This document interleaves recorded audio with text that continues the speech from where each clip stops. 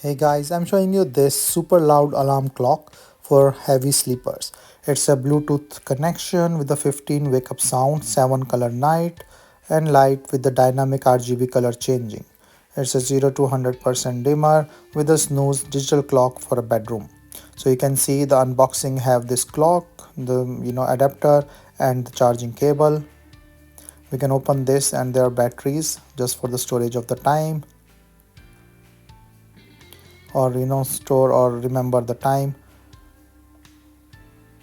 So this is the charging cable here that goes in the back, and there's a adapter that comes with it from the USB side that you can put in and then just start the clock. So the setting of the time and everything is good and easy, straightforward. All the everything is described in the manual. And then on the top side there are buttons that you can use to set up the time. So this is the protecting covering that I'm taking it out and just starting the clock here. So you can see it's a colorful LED light and the colorful system into the clock. So you can just set up the time here.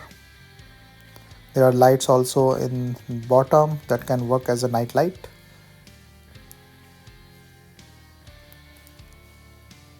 And the snooze, and this is the colors of the clock that you can change.